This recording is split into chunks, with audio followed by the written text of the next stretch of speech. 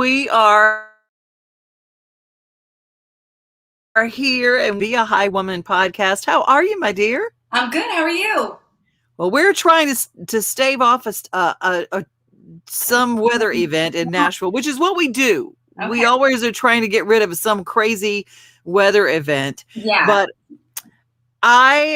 first of all, I want to know the heritage of your name. But before we do that, I went to your Instagram page and I saw this. Tell me what your name is, and then tell me what people mispronounce it as.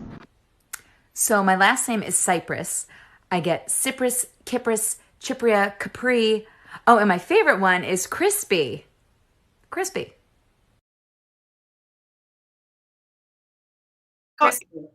Crispy. Crispy. It was a child who called him Crispy, but still Crispy. Miss Crispy. Yeah. You know. I think it's because we stopped taking phonics in school or whatever, but your name very much is Cipris. I love it. I absolutely love it. And where did your name originate from? Well, you'd have to ask my grandparents. It was probably like at one point some really long, like Eastern European, like something, because my ancestors were like Eastern European Jews who came over like eons ago. So like it was some long, obnoxious name. Came over, Cyprus, go. And I promised my grandfather, it's not at all spelled how it sounds, but I promised my grandfather I would never change it, especially for the stage. He said, don't change the spelling, don't change the pronunciation, nothing. So I promised him that I wouldn't. So I kept it. You know what? But it's so interesting and it's so different. It's really wonderful. Now, where do you live? I'm in New York. I'm in the suburbs of New York City, actually, about an hour north. Yeah, or at west. Where am I? I don't know. I'm in Suffern, New York, which is like right outside New York City. So, have you been involved? You have this really powerful voice and everything. So, have you been involved in musical theater and things? Yes, I started in musical theater when I was a kid. Actually, believe it or not, I was super duper shy, and my parents thought it would be cute for me to get involved on the stage, and bring me out of my shell a little bit. But they created a complete monster, and that's all I wanted to do, like for the rest of my life, was be in front of an audience.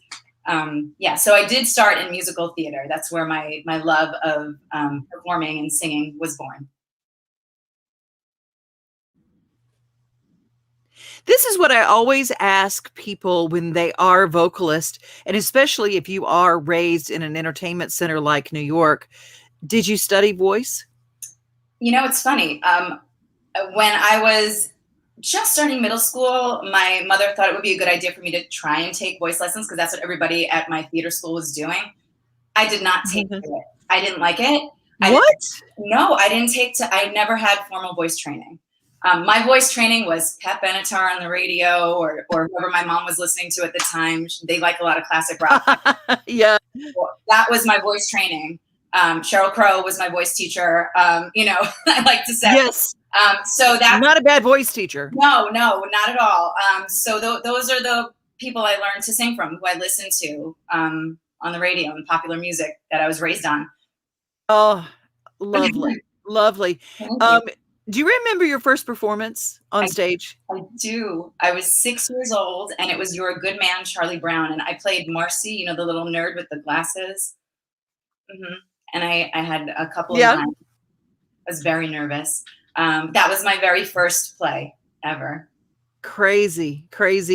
Do you find, what is the most difficult part for you to sing on stage? I always think as we start talking, because Be a High Woman is to empower, it's women working together to empower each other. And your new song, which we're going to get to shortly, it's all about empowering each other. Yes. But what was the hardest part for you to get on a stage? In terms of my own performance, or like? Yeah. Did you fight memorization of lyrics? I think, what was it about? I remember in particular one performance, and it must have been like my second or third show. I was about 7 years old at the time, so it must have been. It was after the Charlie Brown thing. But it was the first solo that I had ever been given as a person, on the stage. I was 7 years old. It was this big, long song in the show, Really Rosie, if that means anything to you. Maurice Sendak and Carole King wrote this beautiful. Yes. So yeah, I had this big long solo and I was so nervous. And like, I couldn't remember the words. So I ran off stage in the middle of the song crying. And Oh, I know it was like totally unprofessional.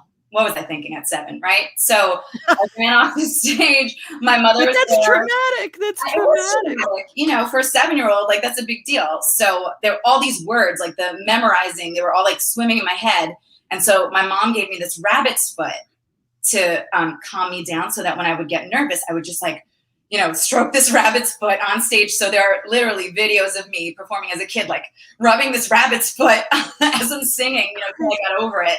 But it got me through. So yeah, it was all the words got me at first, but I got over it eventually. You mentioned Maury Sendak and Carole King. Who are some people in your day-to-day real life who've been mentors and people who've just really hit your heart and been there for you? They're like the wind beneath your wings. The wind beneath my wings. I have to say my family has been the wind beneath my wings through my entire life. My parents, from the time I was a kid, and they realized that, like, you know, I wasn't joking around about performing. They've been at every performance to this day. They have not missed many. You know, they come see me perform with the band and shows, like wherever they always still support me. So I have to say my family is, you know, number one. Yeah. And, you know, and I have a husband and a little guy here too. They're very yeah. So, you know, they come and cheer me on and they like to watch. So, yeah. When your little one, do you sing like to him? Is that one of his things? Yeah. Well, he's getting good at playing. Does it guitar. comfort him? Yeah. He's a natural. I think he's going to be good. I'm grooming him now. His career is we'll work on mom and then like we'll get him up to speed. Yeah. Maybe we'll do some duets one day. I don't know. Well, you've been doing some teasers. This is a very, very special pre-week to what's coming up. Yes.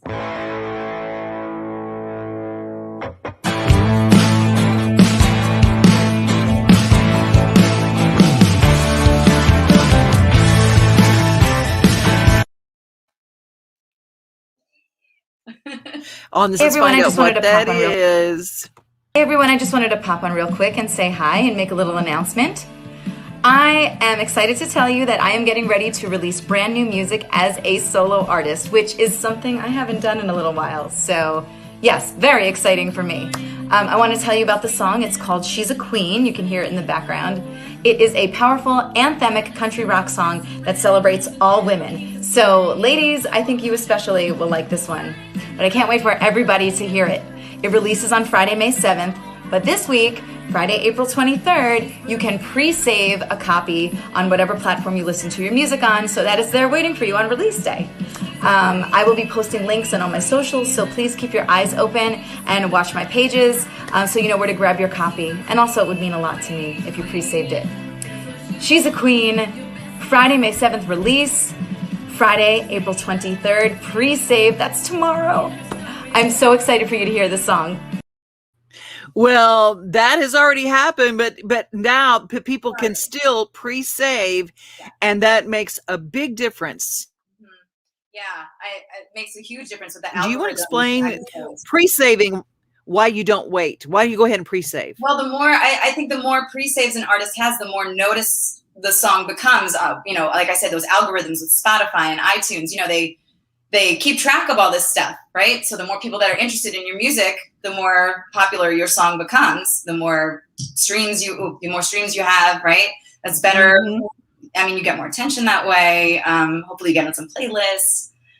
People are always looking, always watching the playlists and the streaming. It's like, you know, it's like a second job just to keep up with that, you know? Like you have to be really on top of the socials and the promotions and everything when you're an indie artist.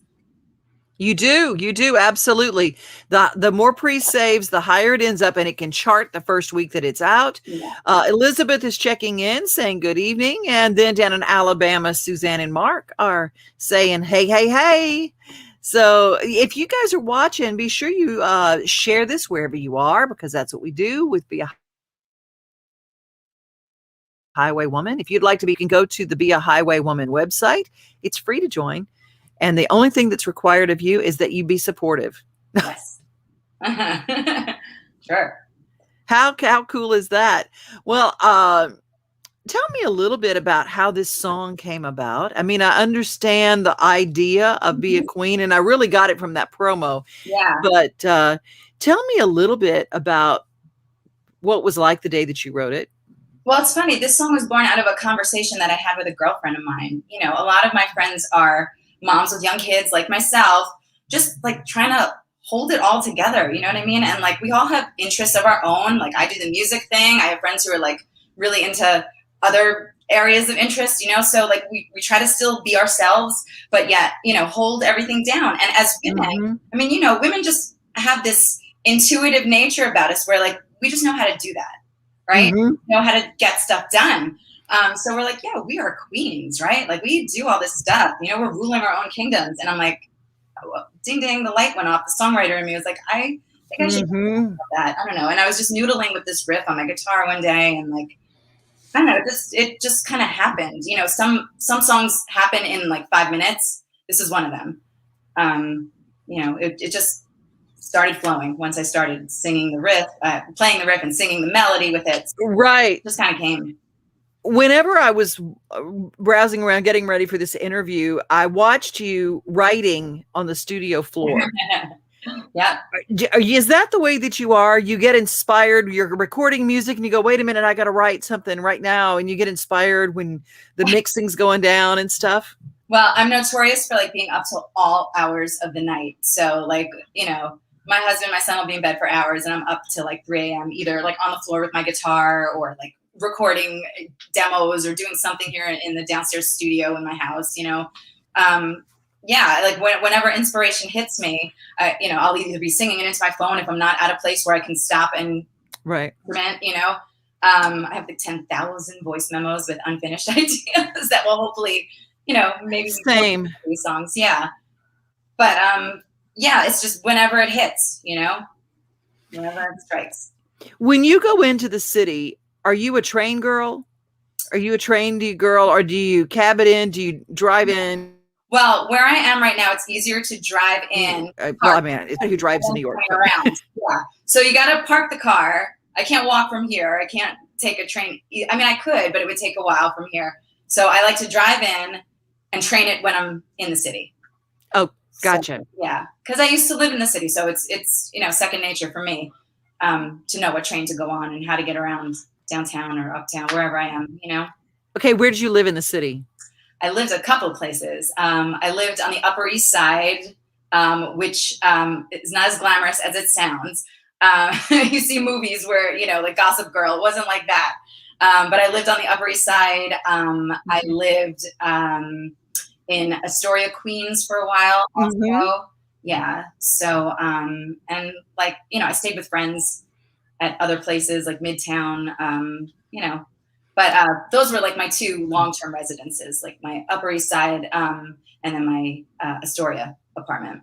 I love it. I love it. There's so much joy. I used to live in New York for a very short time, a couple of years, but I lived at 23rd between 2nd and 3rd, which is right there in the Gramercy area. Then I moved over to Chelsea. Yeah.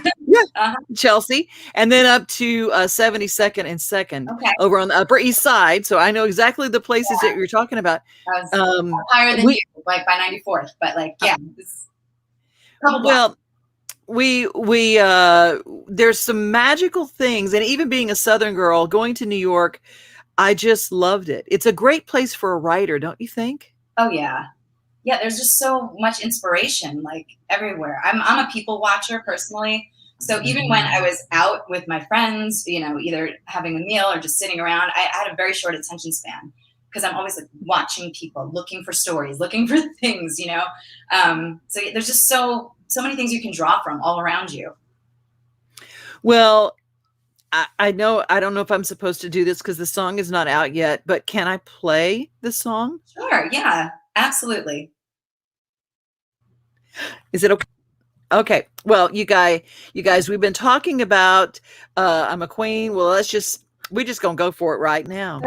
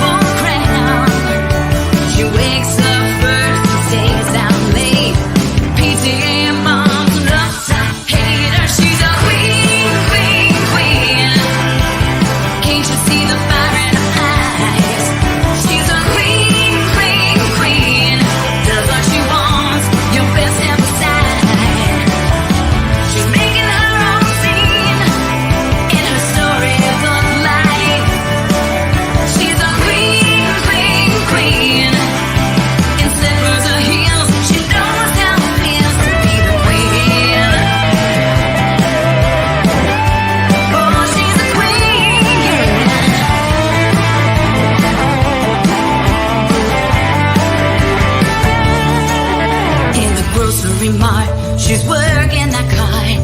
Domesticated goddess, just playing the part. Goes to work, making dinner, baby on her knee. She's first class royalty. She's a queen, queen, queen. Can't you see the fire in her eyes? She's a queen, queen, queen. Does what you want, you best step aside. She's making her own scene in her storybook life. She's a queen, queen, queen. In slippers or heels, she knows how it feels to be the queen. She's a queen.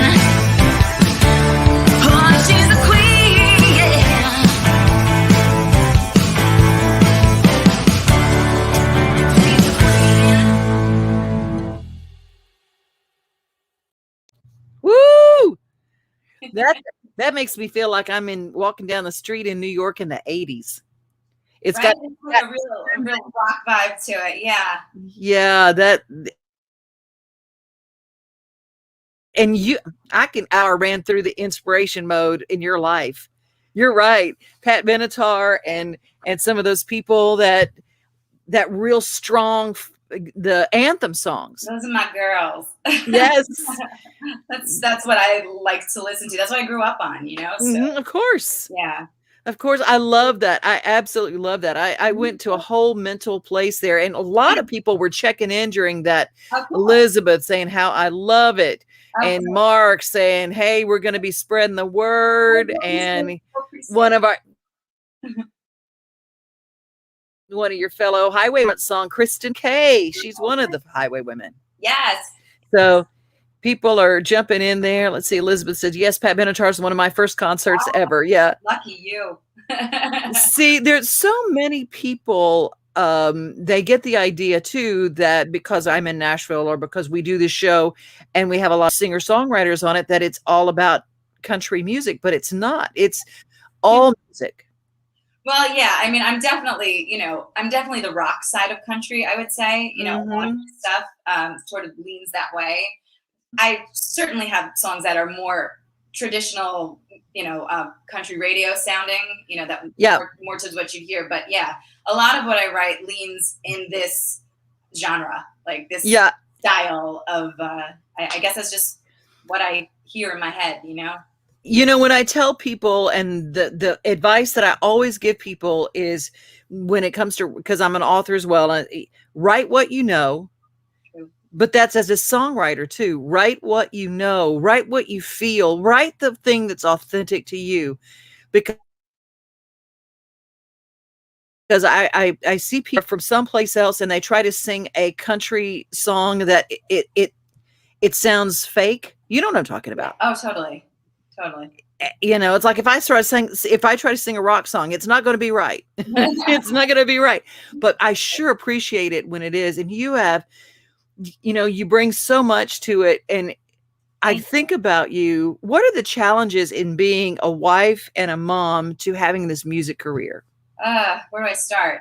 It's balance. Like one of the biggest challenges that I face each day is balance. What I talk about in this song, juggling it all, driving the carpool, keeping everything together here, and then having my interests. And, like I said, my family is totally supportive. Thank goodness. Like they have a choice, but they're very supportive. But yeah, it's just, it's a juggling act, really, trying to find the time to, piece it all together. I mean, somehow it works, somehow I make everything happen. So.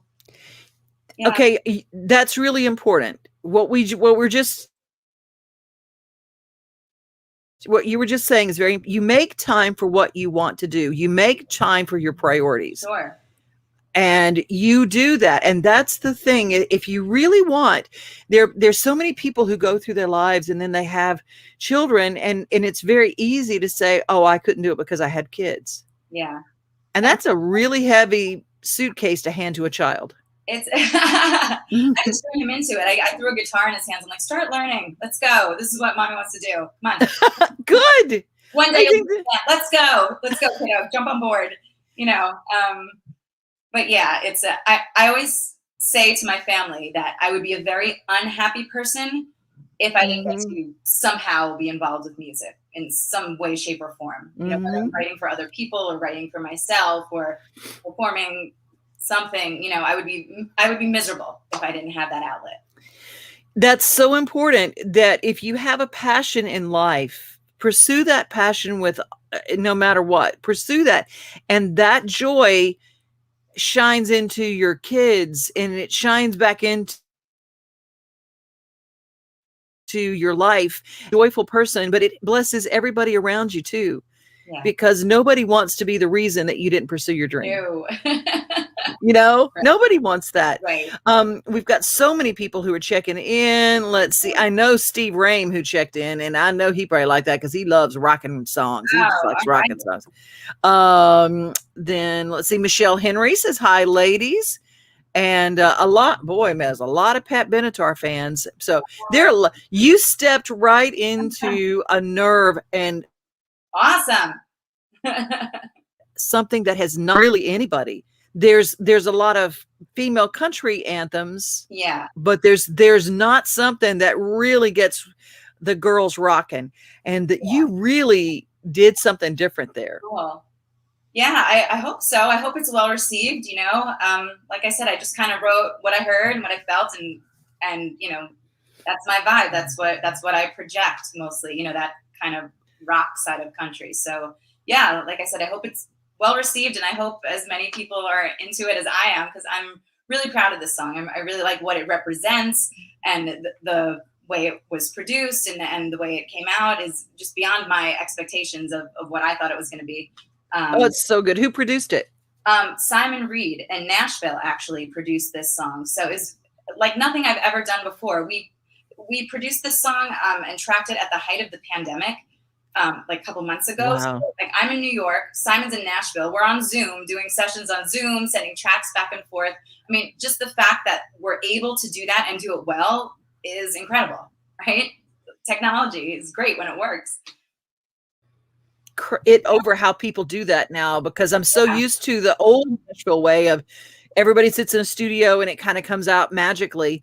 But it's still magic when you're sending tracks back and forth. It's just crazy. Now, what did you play instruments as well as vocals on it? Yeah, I played guitar, but I think Simon pretty much overdubbed whatever I played with some like loud roaring, like rip roaring electric guitar. He's amazing. He played every instrument on there and like created this whole sound. I described to him, you know, what I was hearing and played him some stuff, and then you know, he worked his magic with everything. And like I said, it was back and forth a lot over the computer, over email. It's pretty interesting. I've never done anything like that before. It's just crazy how that works. Now, I'm always curious now, how does it work for those people listening for you to record a vocal and send that to him? I mean, how do you record that at your house and send that to him in the studio? Well, you have to have some sort of recording software. So I have my own home studio here that I can record, you know, the most basic of vocals and demos. And you know, I can't do anything fancy. I'm not good at production, but I can do enough to record vocals. And I do that too. Like I do session work for other people too. So yeah, so so I'll send the tracks back and forth. So, I'm sorry, you cut out. No, I was like, okay, yeah. Sorry. So if I have to do a session and like record somebody else's song, or if I'm like sending my vocals like I did to Simon or whatever, I can record here and just like upload the file to my recording software and bounce the tracks back and forth online. So that's just it. That's a magic trick, isn't it? Right? It's crazy. And some of that stuff. And hi, Catherine. Catherine's saying hi to both of us. Get over how you did that. And Kristen's saying that too. That's awesome, girl. Yeah. It is. It's crazy how would you have done that if we weren't in a pandemic, or would you have flown down and done it in Nashville? You know, it's funny. I probably never would have met Simon had we not had pandemic life. Only because I met him through a co-writer of mine, another person that I write frequently with. You know, like I said, sometimes we just do writing sessions, and I never know if it's going to be a song for me unless it's like a specific idea I come up with, or there's been some songs we've pitched, and something we pitched actually wound up in Simon's hands, and that's how I met him. So he did the demo for that. When I saw what he did. Obviously, I wanted to work with him, and I was fortunate enough to be able to. That's just unbelievable. Well, have you been able to get back out and play some live shows, just kind of trickling back in? Yeah, just recently, New York has started to open up a little bit. So I played a show with the band like a couple of weeks ago. It was cool. Like, everything was socially distanced. You know, there were like tables set 6 feet apart. It was very safe. But like I said, it's slowly starting to open up. So hopefully the summer will be a lot busier, and, you know, I'll be able to be out there a little bit more than I have been. It's like you do one and like the bug eats at you, like you got to do more. I want more. Right. It's like a sickness. It is. What's your favorite kind of venue? Is it a coffee house? It is a club? Is it a stage, big stage? It's funny. I don't like one better than the other, only because like there's so many things I like about just a vocal and a guitar, right? And then again, I love like rocking out with the band too. So it's a totally different experience, I feel like. It's I don't know. I can't really like compare one to the other. They're so different and they're so amazing, both of them. I don't think I can. Oh, I love it. I want to do them both. I love it. Well, how can people find you, Allison? I am online at AllisonCiprisMusic.com. On Facebook, I'm on Allison Cipris Music, and Instagram, Allison Cipris Music. And I just hopped on the TikTok train not long ago, but I'm not really good at it. So yeah, I'm trying. I'm trying to get better. I think you're fantastic. I thought I love the thing. And I love how you taught people how to say your name too. Well, it's something I've been dealing with my whole life. It's really funny. And like I said in the video, it's true. I've gotten all kinds of things. So crazy good. Yeah, I don't even expect people to say it right the first time. So well, I looked it up because I didn't want to say it wrong. So I said there's got to be a way that I can learn to say her name before we get there. So I was asked, I would have told you. So glad for the tutorial. Yeah. You are welcome. Thank you. Thank you. Well, you guys make sure that you go to Be a Highwaywoman on Facebook, Instagram, beahighwaywoman.com. Join the conversation, and in a couple of weeks, we'll be back here with Be a Highwaywoman. Allison, it's been a wonder to meet you. Thank you so much. Thank you so much for having me. Bye-bye. Bye.